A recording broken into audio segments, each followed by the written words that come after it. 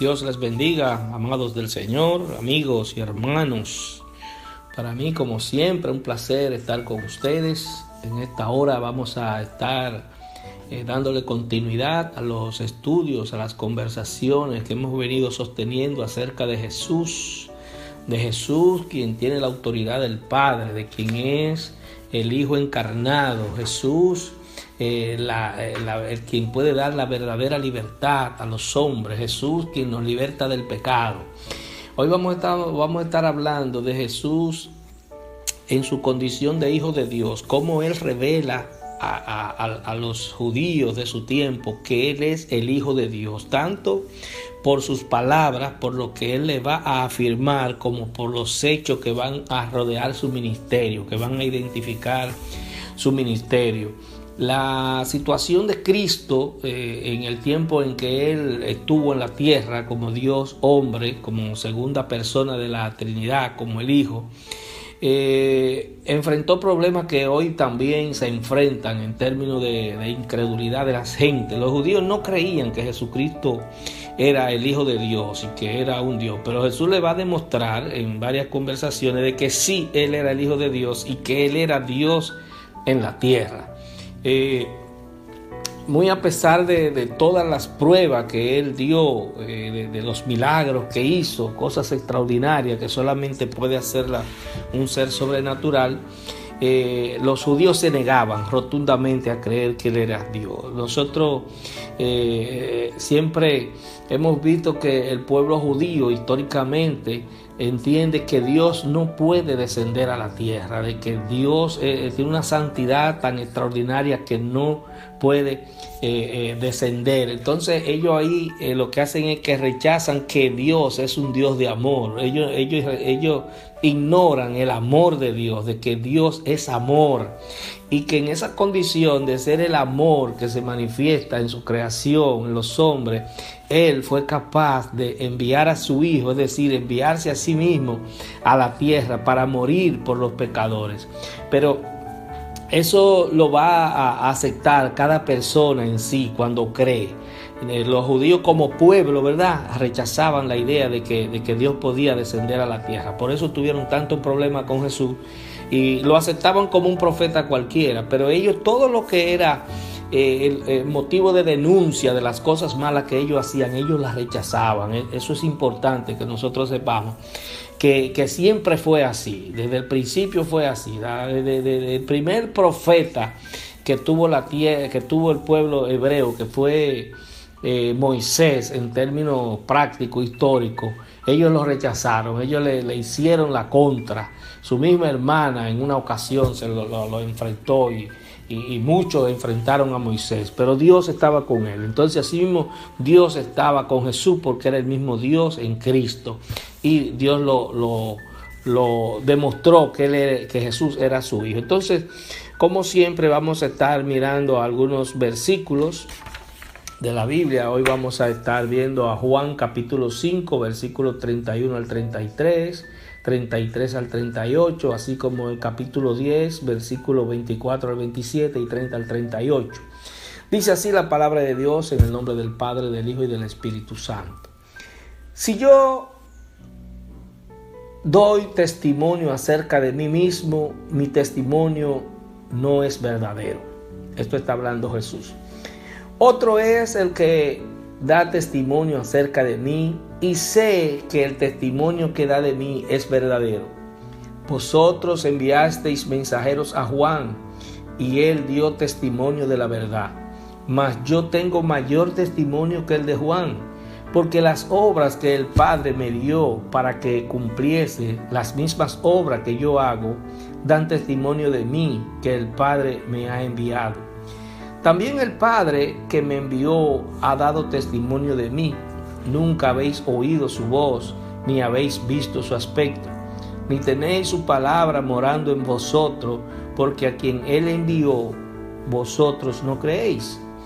Y les rodearon los judíos y le dijeron: ¿hasta cuándo nos turbarás el alma? Si tú eres el Cristo, dínoslo abiertamente. Jesús les respondió: os lo he dicho y no creéis.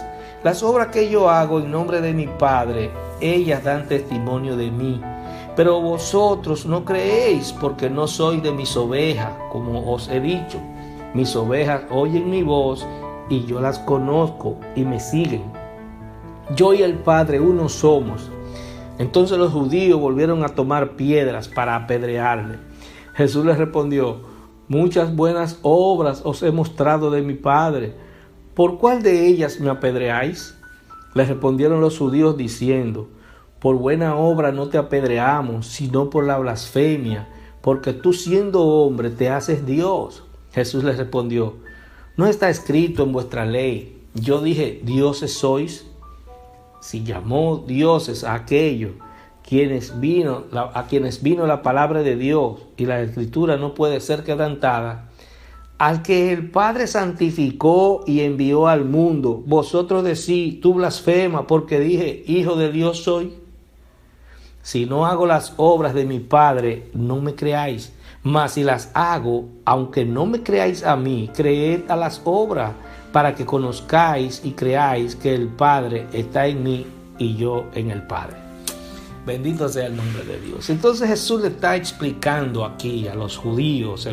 Cuando habla de los judíos se refiere al pueblo, pero básicamente a los sacerdotes, a los fariseos, a los escribas, a los que tenían el conocimiento, ¿verdad?, de la ley, a los que manipulaban la religión y la política en ese tiempo.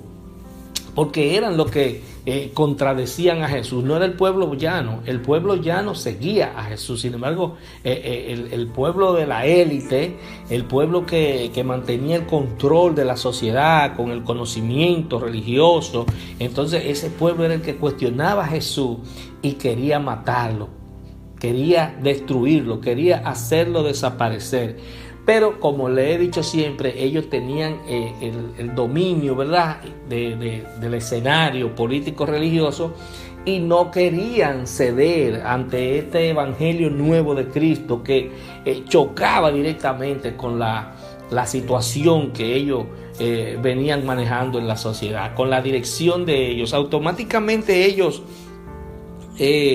aceptaran el mensaje de Cristo, ellos quedaban atrás, ellos que eran descartados, porque lo que ellos planteaban en la sociedad, el modus vivendi de la sociedad que ellos manejaban era muy diferente a la sociedad que Jesucristo planteaba, una sociedad horizontal, de igualdad, de los pobres, de amor. Ellos no preveían eso. Ellos entendían que los pobres tenían que estar aparte, y que los ricos aparte, y que el que era pobre era porque no tenía la bendición de Dios, porque era un rechazado de Dios. Un error terrible, pero eso era lo que ellos creían, y no querían que eso se desmontara. Por eso ellos no aceptaban la condición de Jesús. Entonces Jesús les dice que Él y el Padre son uno. Cuando Él le decía eso era un impacto terrible para ellos, porque ellos no admitían que alguien estando en la tierra, estando en una carne humana, podía ser un Dios. Sin embargo, Jesús le explica a ellos que a los jueces de la antigüedad, el mismo Dios a través del salmista David le dijo, dioses sois. O sea, cuando Dios encarga a alguien de asumir una posición de Él, de traer un mensaje, es como si fuera un Dios. Lo que no se admite, lo que no se permite es que se adore. Pero cuando Dios pone en ti el don, por ejemplo, de la sanidad, que tú oras por los enfermos y se sanan, tú estás actuando como si fuera un Dios, porque tú estás actuando con el Espíritu de Dios. Cuando tú oras por un endemoniado, para que ese endemoniado sea liberado, y Dios obra a través de ti, la gente te ve como si fuera un Dios. Por eso dice, dioses sois. Pero Jesús lo que no se admite, que tú, teniendo esa condición, igual que los ángeles, tú aceptes que te adoren, porque la adoración solamente es a Dios Padre y al Hijo cuando Dios le dio la autoridad. Los únicos que pueden ser adorados son el Padre y el Hijo. Ellos son dignos de toda adoración. Entonces, es una situación muy difícil que está viviendo Jesús, tratando de explicarle a los judíos, ¿verdad?, su condición y su mensaje, que acepten su mensaje. Sin embargo, ellos rechazaban totalmente el mensaje de Jesús. ¿Por qué? Porque ellos entendían que Jesús no era ningún Dios, que Jesús no era hijo de Dios. Y le decía, ahora es que tú te eriges como hijo de Dios, tú dices que tú eres Dios, tú no puedes ser eso. Eso es un invento tuyo, tú te estás volviendo loco, en otras palabras. Era lo que querían decirle ellos. Sin embargo, Jesús decía, miren, si ustedes no creen por lo que yo les digo, por lo que ustedes vieron en la profecía que está escrito de mí, entonces crean por las obras que yo hago, porque ningún humano que ha pasado por la tierra ha hecho lo que yo hago. Nadie ha resucitado muertos, nadie ha sanado los enfermos, nadie ha liberado los endemoniados. Y yo lo estoy haciendo porque es porque soy el Hijo de Dios, es porque soy Dios encarnado. Entonces, ustedes no me escuchan porque, aunque son estudiosos de la Biblia, no creen en la Biblia. Aunque ustedes se han pasado la vida estudiando acerca de mí, no creen en mí, ni creen en mi palabra. Aunque ustedes han estado todo el tiempo creyendo artificialmente en Jehová. Cuando Jehová obra y me manda a mí, ustedes no creen en mí. Entonces, ustedes no son realmente lo que dicen ser. Por eso él le decía muchas veces, hipócritas. Hipócritas. Entonces él le dice, mire, hay una serie de acontecimientos que revelan que yo soy el Hijo de Dios, que revelan que yo soy el Mesías, que revelan que yo soy el enviado. Yo no tengo que decirle textualmente, yo soy el Mesías, es que es lo que yo hago, es lo que da testimonio de mí. Entonces ellos se olvidan de que públicamente Jesús era discípulo de Juan. Jesús andaba con Juan, Juan el Bautista. Y ellos le mandaron a preguntar a Juan, que no hizo ninguna señal milagrosa, Juan no hizo nada, sin embargo, la palabra que Juan daba era una palabra profética y una palabra real que provenía del Padre, anunciando al Hijo, la llegada del Hijo. Pero ellos querían preguntarle a Juan, ¿qué tú opinas? Este es el Mesías, pero era para asegurarse de que era, pero era para matarle, porque siempre lo que querían era matar a Jesús.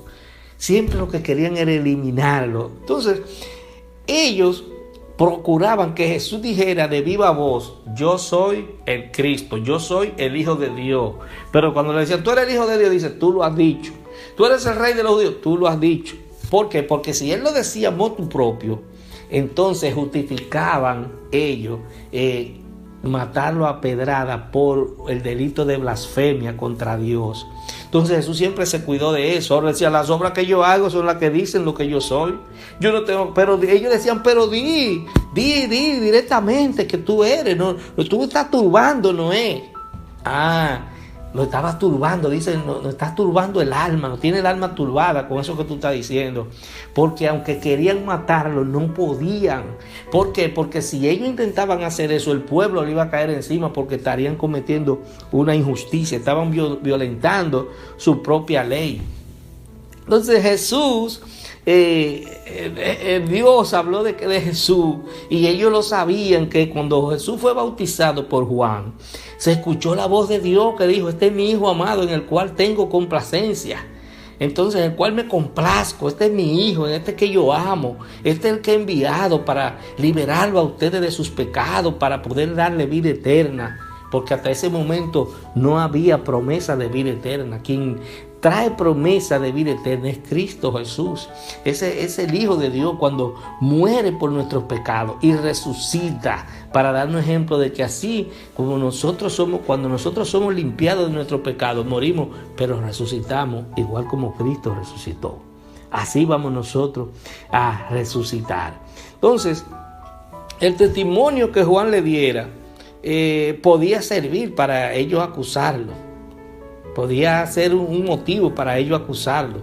Porque a Juan, recuerden que lo mataron, a Juan lo decapitaron.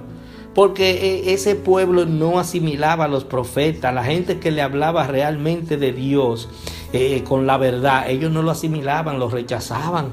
Históricamente, el pueblo judío, cuando se levantaba un profeta de Dios con la palabra clara, con la palabra de cuestionamiento, con una palabra de confrontación al pecado, a la maldad, entonces ellos lo mataban, lo apedreaban, lo decapitaban. La Biblia, la historia bíblica está llena de esos acontecimientos.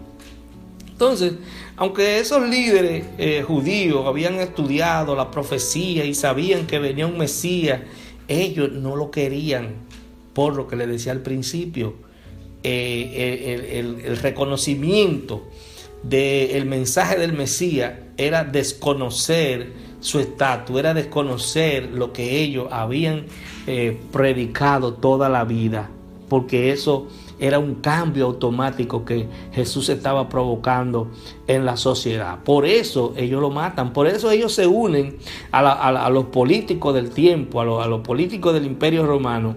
Ellos le entregan a Jesús para que Jesús lo mate. Son los religiosos los que entregan a Jesús para que Jesús lo mate. Son los concilios los que se unen para matar a Jesús.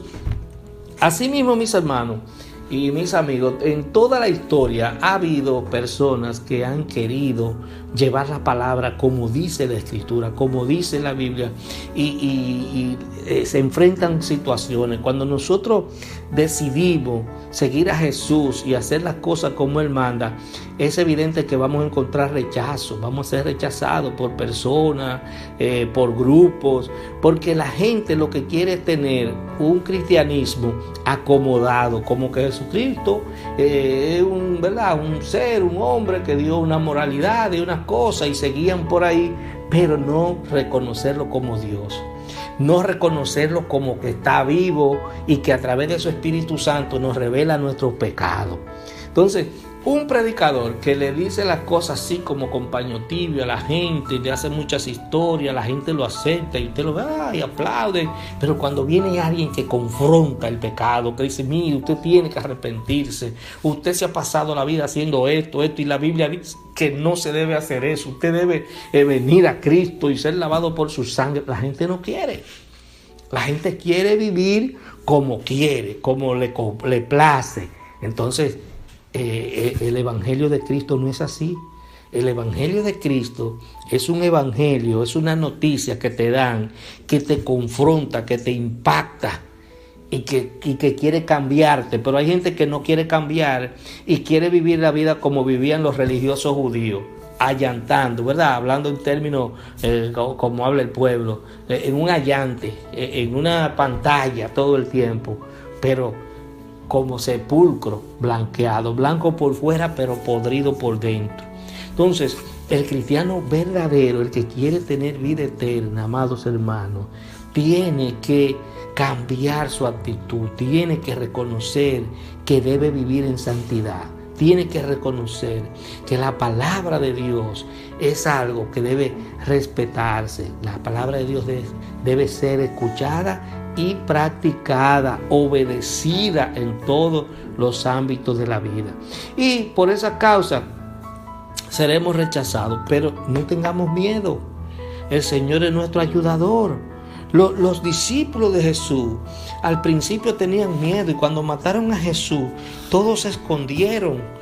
Todos se renegaron de Cristo, pero cuando vino el Espíritu Santo a sus vidas, ellos empezaron a predicar la palabra con denuedo, con decisión, con valentía, dispuestos a morir por esa palabra, porque es la palabra que transforma. Mire, hermano, hay un pasaje extraordinario en la Biblia que a mí me impacta mucho, y es el pasaje del endemoniado Gadareno, que era un hombre que vivía metido en los sepulcros. Dice que las autoridades lo agarraban y lo amarraban con cadenas y las rompía las cadenas. Tenía una legión de demonios. Y esa persona intranquilizaba a la sociedad, a los vecinos, era una cosa terrible.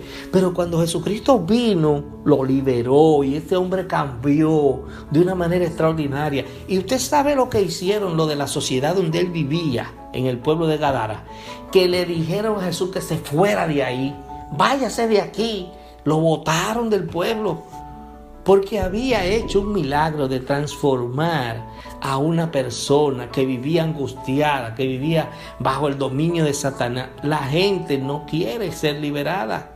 En ese pueblo parece que la mayoría vivían endemoniados, porque hay gente que quiere a Dios, ¿verdad? Pero lo quiere como ellos quieren, lo quiere para manipularlo. Hay muchos que lo quieren en una virgencita, en un rosarito, en un crucifijito, para ellos manipularlo. pero no quieren el Dios verdadero, el Dios que entra a tu corazón y cuando tú vas a hacer algo malo te dice, oye, ten cuidado. Porque es que el Dios de nosotros es un Dios que habla. Es un Dios que te trae pensamientos de confrontación. Es un Dios que te dice, mira, esto está mal. Mira, no hagas esto. Y es un Dios que se alegra cuando tú haces cosas buenas. Es un Dios que tiene un temperamento como tú y como yo. Por eso nosotros fuimos creados a su imagen y semejanza. Tenemos un temperamento, tenemos actitudes. Entonces Dios tiene actitudes frente a nosotros. Su Espíritu Santo es nuestro ayudador, es nuestro maestro, es nuestro consolador, es quien nos guía. Que es el mismo Cristo, mis amados. Es el mismo Cristo. Pero para usted aceptar a Cristo, tiene que tener su palabra en el corazón. Ellos tenían la palabra, conocían la palabra, se la amarraban en la mano, la ponían en los dinteles, la ponían en la pared, un letrerito, la ponían en la frente, pero no la tenían en el corazón. Los judíos no la tenían en el corazón. Así hay mucha gente en este tiempo que quiere tener una palabra física, aérea, pero no en el corazón, no guardarla en el corazón. Y ahí es donde está el detalle, que debemos tener la palabra en el corazón para poder aceptar a Cristo. Ellos no aceptaban a Cristo porque tenían la palabra, pero no la tenían en el corazón. Entonces Jesucristo le dice, no, ustedes no me aceptan a mí porque ustedes creen en algo que realmente no lo practican. Su corazón no está en Dios porque ustedes no le obedecen a Dios. Si ustedes le obedecieran a Dios, si ustedes le creyeran realmente a Dios, ustedes escucharan mi palabra y me aceptaran a mí. Entonces, nosotros, si queremos real y efectivamente servirle a Dios, servirle a Cristo como Él manda, tenemos que aceptar su palabra y obedecerla. Entender que Él es Dios, que Él es un Dios que puede darnos vida eterna, que no es un muñeco, que no es un mero predicador de hace 2000 años que dejó un pensamiento. No, mis amados.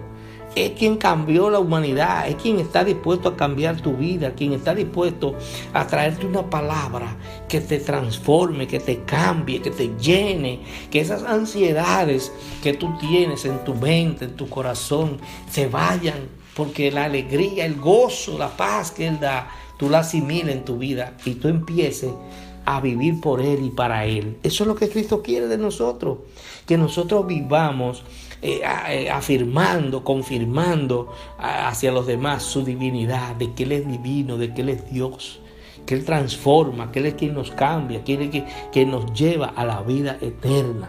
Entonces, las enseñanzas de Jesús, mis amados, nos muestran que para nosotros ser sus ovejas, tenemos que escuchar su voz. Él dijo, mis ovejas escuchan mi voz y me siguen. ¿Y qué es escuchar su voz? Escuchar su palabra, estudiar su palabra, escudriñar las escrituras y ver qué quiere Cristo de nosotros, qué conducta Él quiere que nosotros tengamos.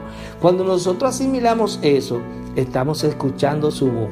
Y cuando obedecemos, entonces le estamos siguiendo. Porque tú no haces nada con escuchar la palabra si no la obedeces. Hay que obedecerla la palabra. Tú la escuchas, ¿verdad?